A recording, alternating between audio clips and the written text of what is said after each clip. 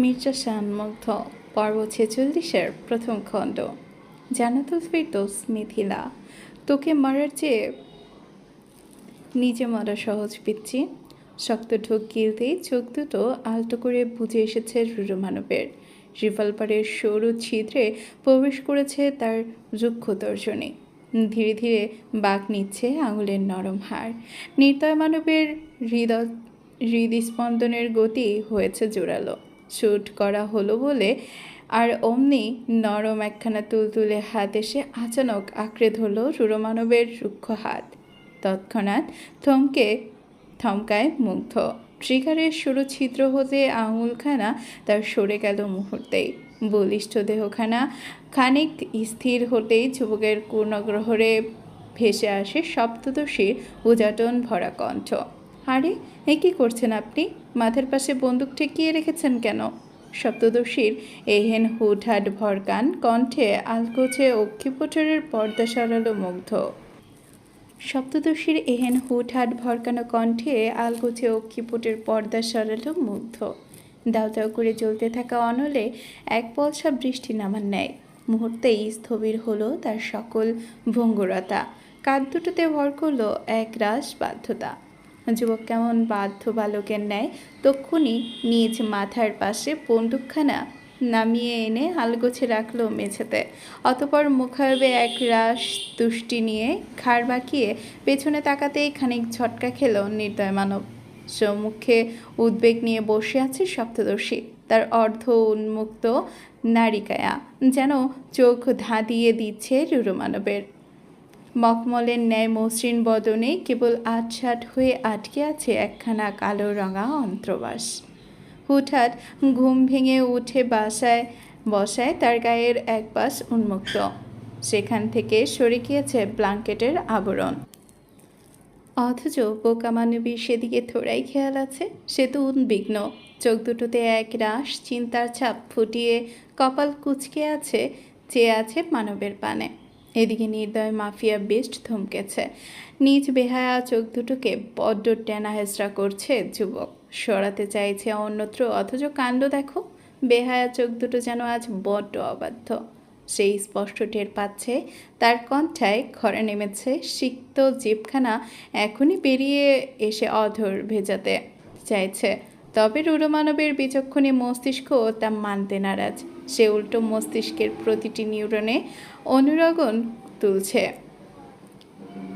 চোখ নামা শালা বেলাহাজ, ওকে এভাবে চোখ দিয়ে গিলে খাচ্ছিস কেন?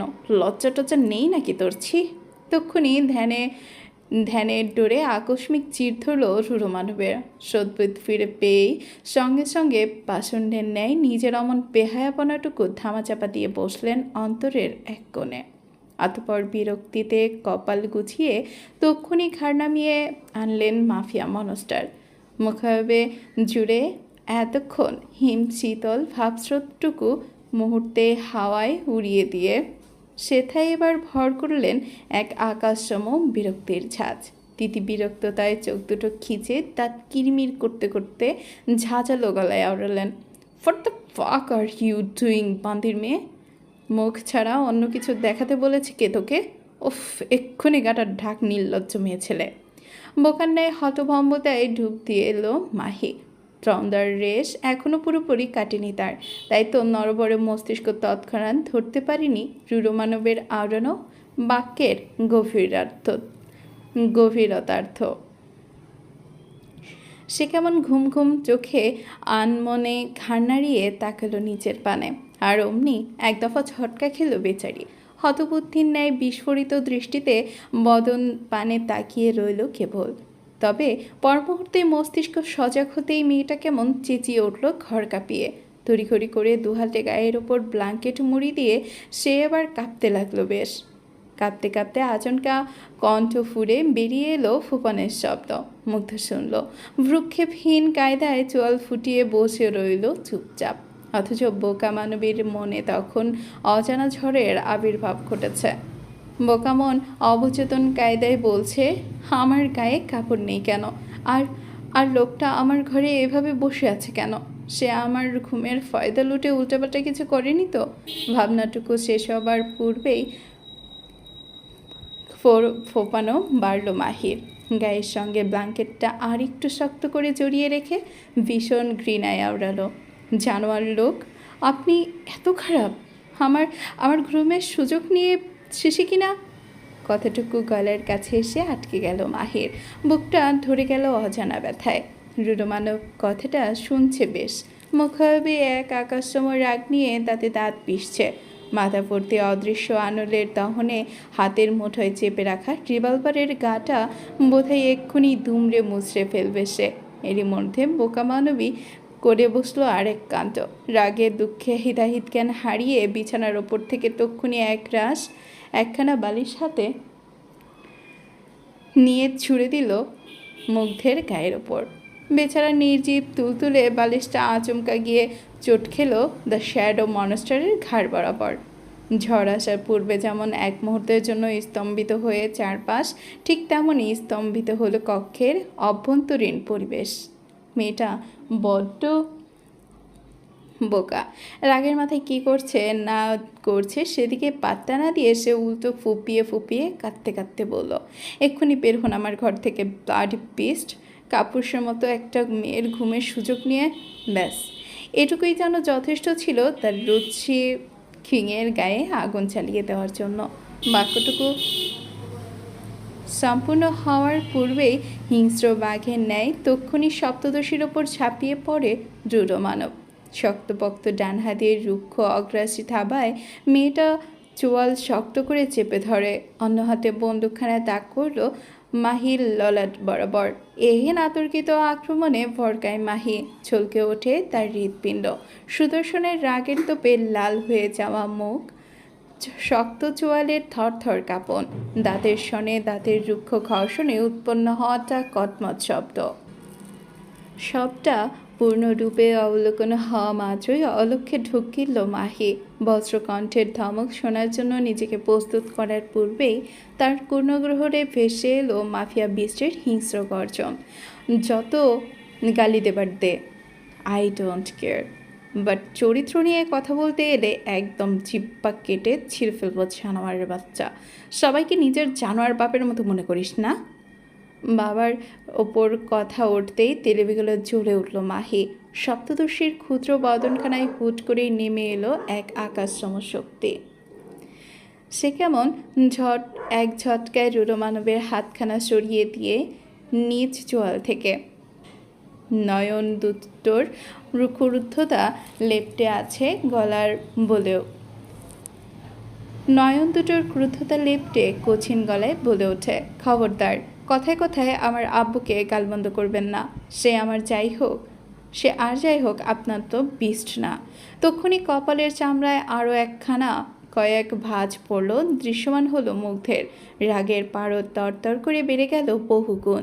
সে এবার আচমকা আঁকড়ে ধরল মাহির সুকোমল রাজহংসীর ন্যায় সুদীর্ঘ কণ্ঠনালী।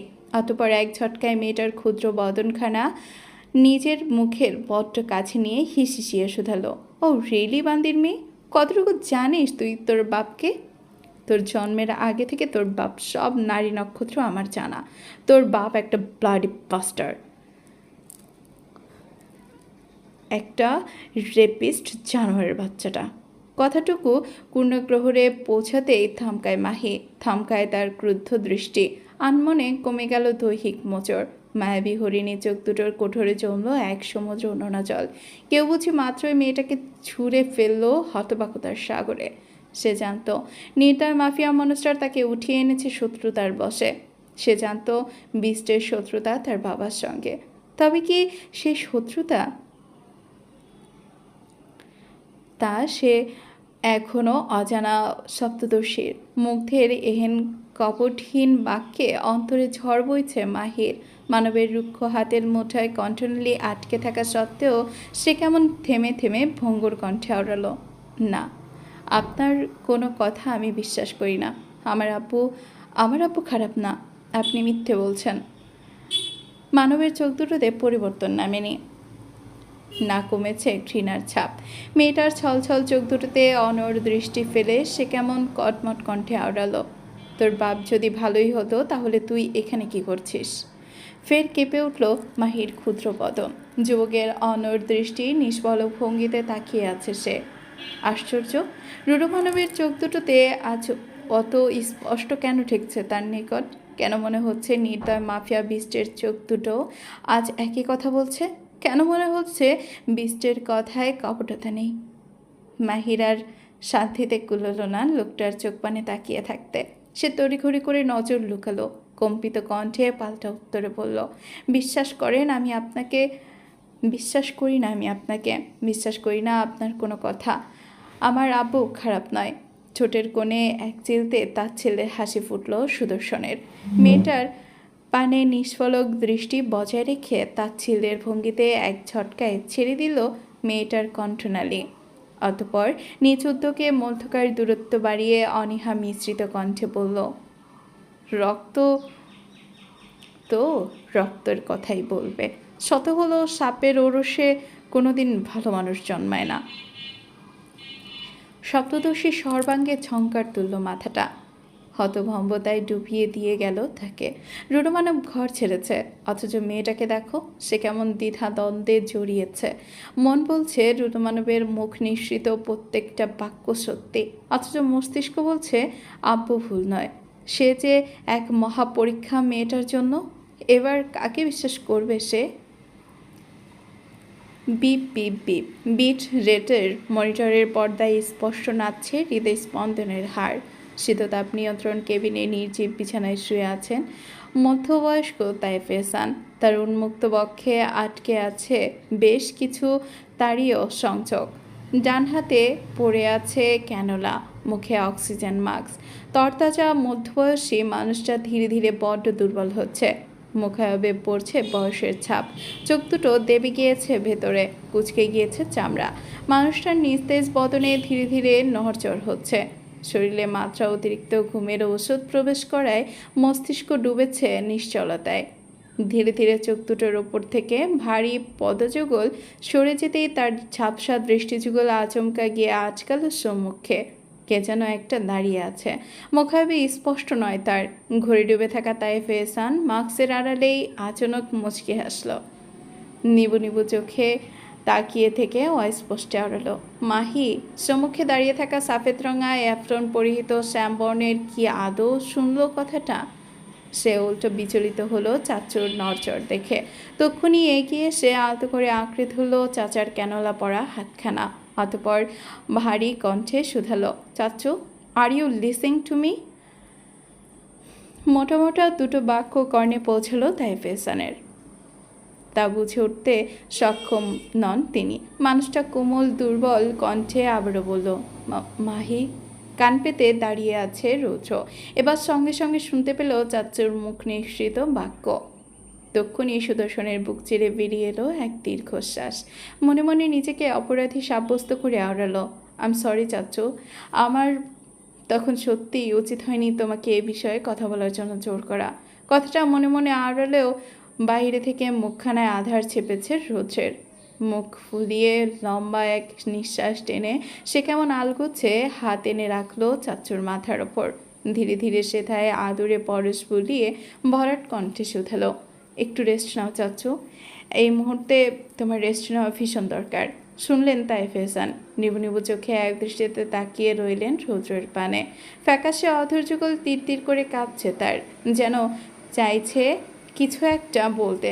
এদিকে রৌদ্র ততক্ষণে উঠে দাঁড়িয়েছে, গলায় সাইথোস্কোপ আলতো করে ঝুলিয়ে নিয়ে পা বাড়িয়েছে দরজার পানে।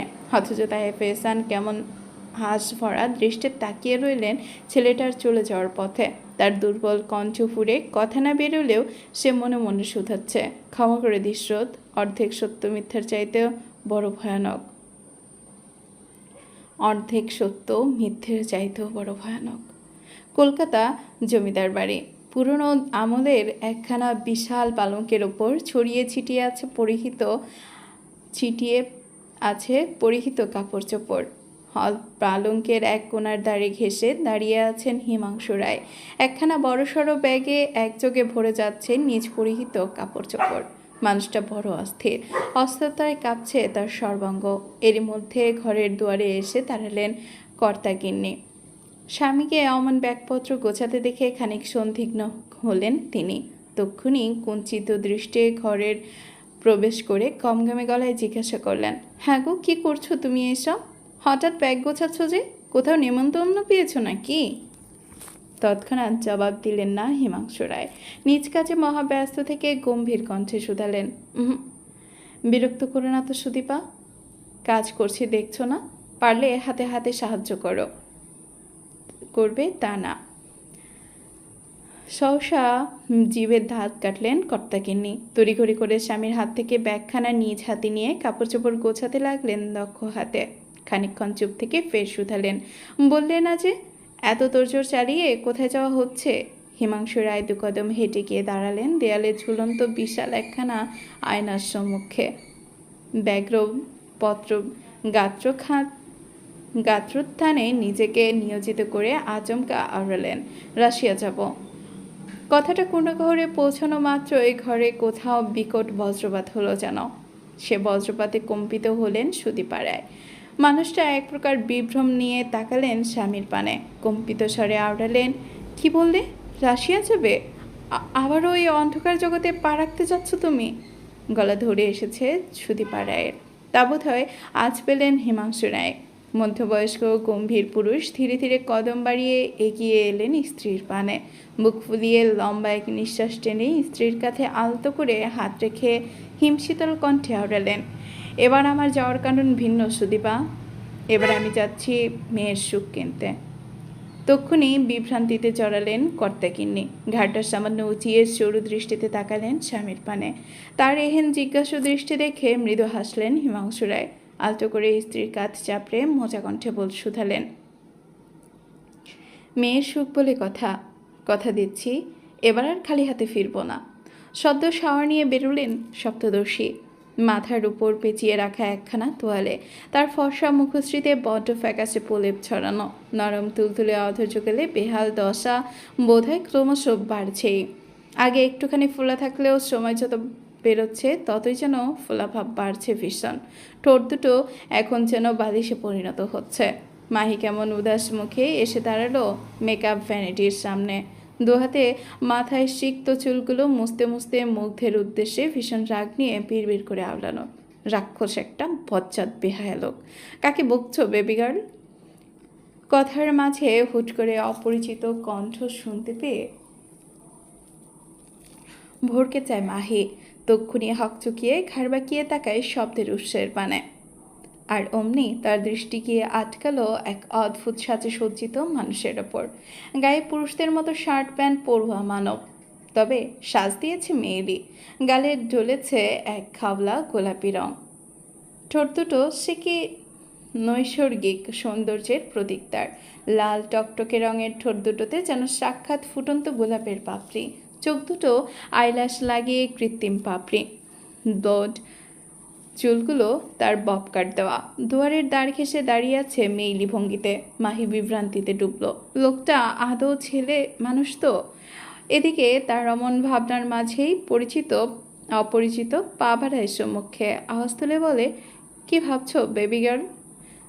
দোনামোনা করতে থাকা মাহি মানুষটা এগোতে দেখে খানিক পিছিয়ে গেল দুকদম। আমতা আমতা করে শুধালো, মানে আপনি? অপরিচিত একগাল হাসলো। মেইলি ভঙ্গিতে দুহাত এনে আলগোছে ঢেকে নিয়েছ অধৈর্যকল। রয়ে শুয়ে জবাবে বলল, আমি ক্লারা, এই পুরো পেইন্ট হাউস জুড়ে বসত করা একমাত্র মেয়ে। ও সরি, এখন তো আমি একা নই, তুমিও আছো আমার সঙ্গে। অভ্যন্তরে হোঁচট খেলো মাহি। দ্বিধাজড়িত দৃষ্টিতে লোকটাকে পরখ করে আপাত মস্তক। একে দেখতে কোনো দিক থেকে মেয়ে মনে হচ্ছে, কণ্ঠ তো পুরুষালী, তবে ভাব ধরেছে মেয়েলি।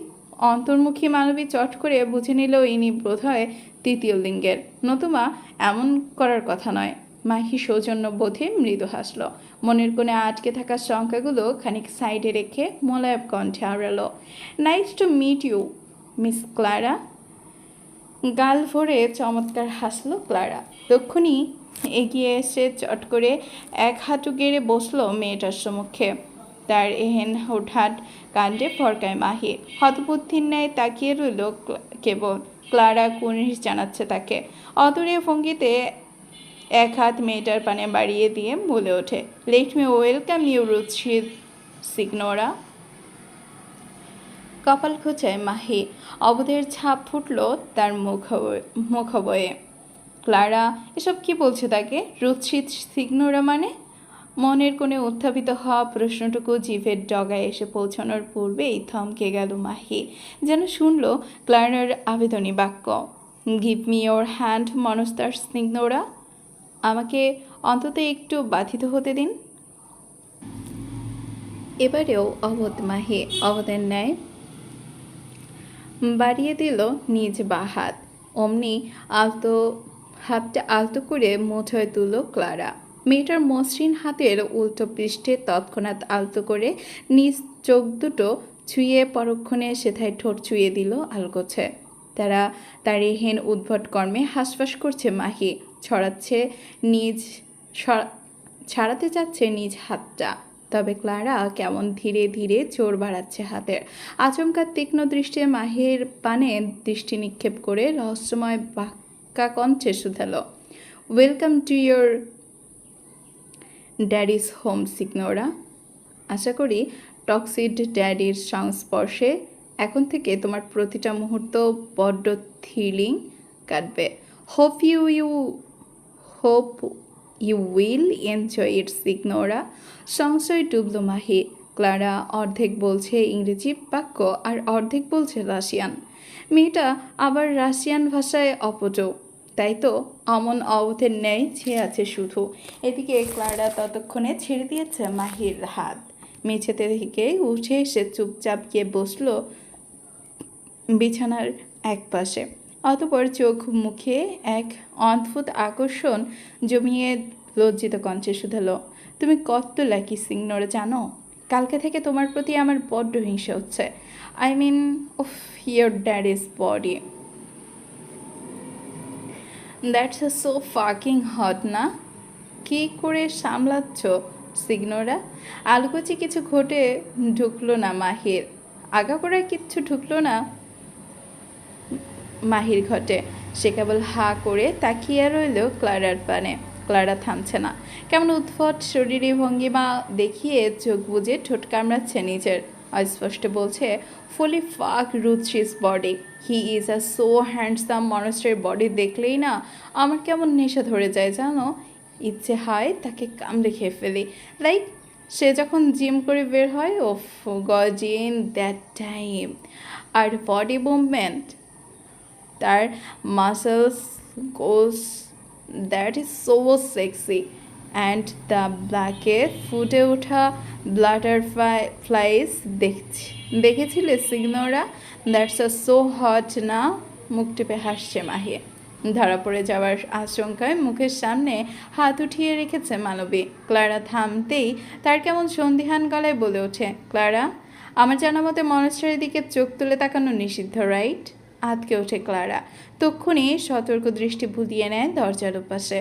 তারপর মাহির পানে করুণ দৃষ্টি নিক্ষেপ করে মিনমিন স্বরে বলে, প্লিজ এ কথা কাউকে বলো না সিগনোরা, না হলে মনস্তার আমার গর্দান নেবে। বাট আমি কি করব বলো? রোচি is damn it and sexy.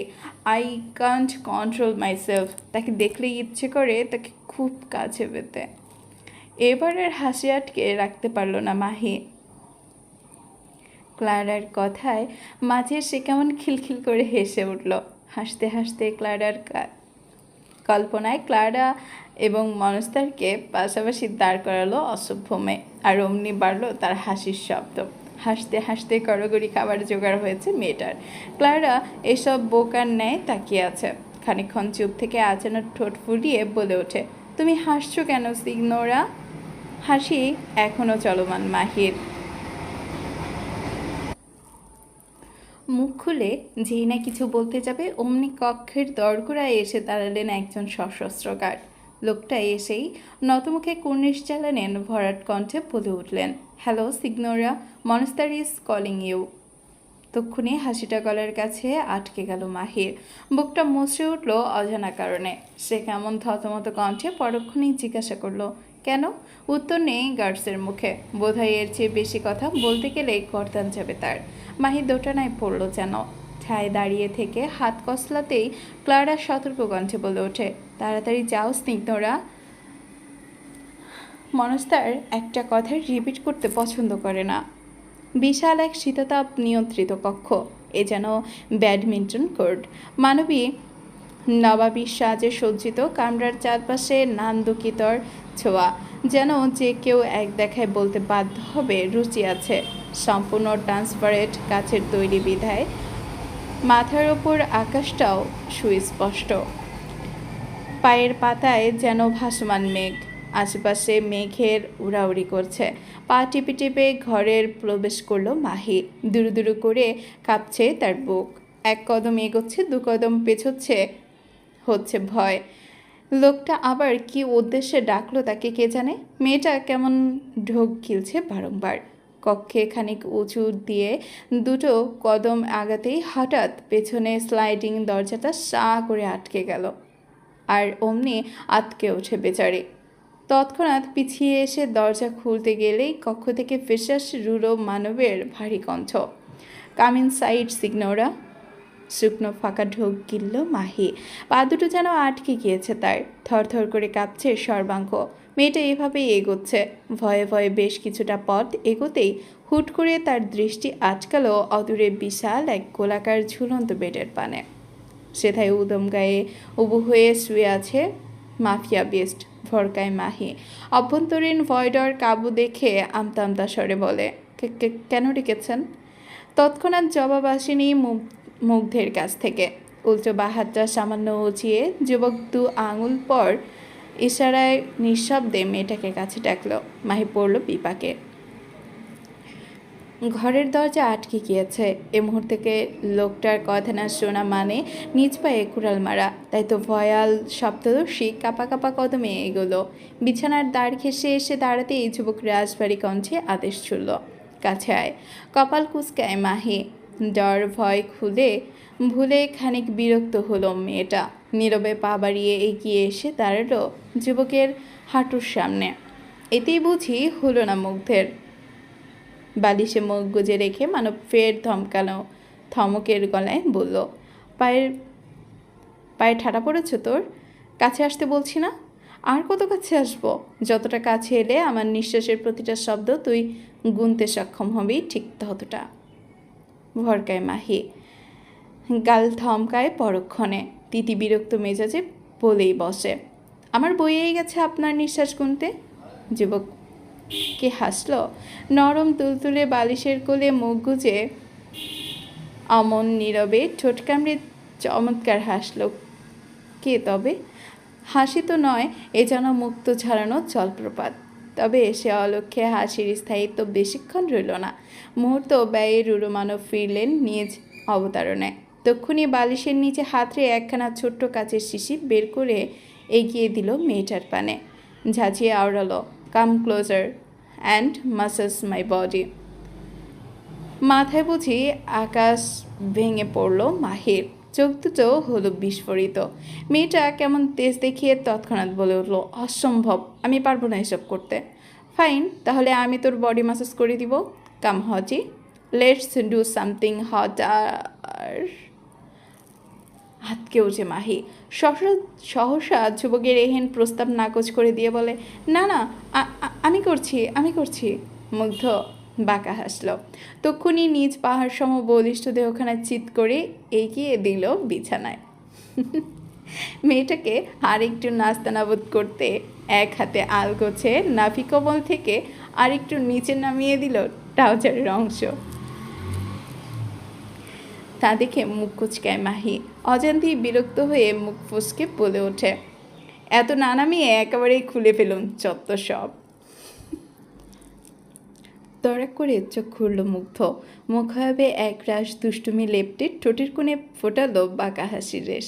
পরপরই ইচ্ছে করে ট্রাউজারের আগাটা আরেকটু নামাতে নামাতে ভাবলেশীন ভঙ্গিতে বলল, oh really, you wanna be wined? দাঁড়া, আমি আবার খোলাখুলি থাকতে বেশি প্রেফার করি। তুই যেহেতু বললি। মুখ ফুসকে বলে বসা কথাটা পরিপ্রেক্ষিতে এমন কিছু ঘটবে তা যেন ধারণার বাহিরে ছিল মাহির। মেয়েটা তৎক্ষণাৎ দুহাতে চোখ ঢাকলো নিজের। লজ্জিত কণ্ঠে আওড়ালো, একটু তো লজ্জা করুন, নির্লজ্জ লোক। নির্লজ্জদের আবার কিসের লজ্জা? এহেন জবাবে মনও মাহি খানিকক্ষণ স্থির হতে যাবে তার আগেই পাতলা কোমর বরাবর অনুভূত হলো এক হ্যাচকা টান। এহেন আতর্কিত আক্রমণের তাল সামলাতে না পেরে মেয়েটা কেমন হুড়মুড়িয়ে খেয়ে পড়ল মুগ্ধের উন্মুক্ত লোমহীন পেটানো বক্ষ ভাঁজে। ঘটনার আকস্মিকতায় হকচাকানোর সময় অবধি পায়নি বেচারি, তবে মুখ বরাবর যুবকের উষ্ণ নিঃশ্বাসের ছোঁয়াগুলো স্পষ্ট অনুভব করছে সে। নাকে সরু ছিদ্র দিয়ে ঢুকছে পুরুষালী দেহের সঙ্গে পারফিউমের মিলে মিশে তৈরি হওয়া এক অদ্ভুত সুঘ্রাণ। তার কাপড়ত্রয়ী চোখ দুটো নিজেদের পর্দা সরালো শুয়ে শুয়ে, আর অমনি তার আঁচকানো যুবকের বাদামি চোখ দুটো অতল সমুদ্রে। মুহূর্তেই থমকায় সে, হারায় এক মুহূর্তের জন্য সপ্তদর্শী সুশ্রী গৌরবর্ণা মুখ, যার মায়ায় থমকেছে রুরু মানব। মেয়েটার মুখের ওপর এসে আশ্রে পড়া চুলগুলো নিজ উদ্যোগে আহত করে কানের পিঠে গুজে দিয়ে দিচ্ছে নির্দয় মাফিয়া বিস্ট। আচানক অতি হিমশীতল কণ্ঠে শুধালো, মানুষের সবচেয়ে বড় দুর্বলতা কি জানিস? তাদের মানবিকতা। যার মনে যত বেশি মায়া সে তত বেশি দুর্বল। সপ্তদর্শীর আজ কি হলো কে জানে, সে আজ বিরক্ত হলো না, উল্টো এক অদ্ভুত ভঙ্গিতে বিচক্ষণতার সঙ্গে জবাব পড়ল। আর সে মানবিকতা কারোর মধ্যে না থাকলে সে নিঃসন্দেহে হিংস্র পশু, ঠিক যেমনটা আপনি। মাফিয়া বিস্ট অবাক হয়নি, কেবল মুগ্ধতা দৃষ্টিতে তাকিয়ে আছে মেয়েটার চোখের পানে। আবেগে প্রশ্ন ছুড়ল, আমি হিংস্র পশু নন কি? মাহি আছে বড্ড বুদ্ধিমতী, তার এহেন পাল্টা প্রশ্নে থমকায়নি রুরু মানব। সে উল্টো অদ্ভুত শান্ত কণ্ঠে শুধালো, হয়তো, তবে হিংস্র পশুদের কি হৃদয় থাকে? থাকে বই কি, না থাকলে সে জীব থোড়াই হতো। কপালের চামড়ায় শিথিলতা বাড়ল মুগ্ধের। অজানা কারণে সন্দিহান গলায় কণ্ঠে জিজ্ঞাসা করল, তাহলে আমারও কি হৃদয় আছে? মাহির আজ কি হয়েছে? সে কেমন মৃদু হেসে আলতো করে বাহাত ছোয়ালো রুরু মানবের বুকের বাপাশে। ততপর মুগ্ধের চোখ দুটোতে গভীরভাবে ডুব দিয়ে আওড়ালো, হয়তো, তবে সে হৃদয়ে কংক্রিট জমেছে, প্রতিশোধ আর হিংস্রতার কংক্রিট। চলবে পরবর্তী পর্ব দ্রুত পেতে আজকের পর্ব কেমন হয়েছে সেটা আমাকে জানাতে হবে। আপনারা বড্ড কিপটুস, একজনও কমেন্ট করেন না। আমি আশায় থাকার পরও এরপরে যদি আপনারা আমাকে কমেন্ট না করেন তবে অনেক দেরিতে দিব পরবর্তী পর্ব, দেখে নেবেন। আমি কিন্তু রাগ করেছি, পরে কমেন্টে বলতে পারবেন না রাগ করলা। Thank you for watching.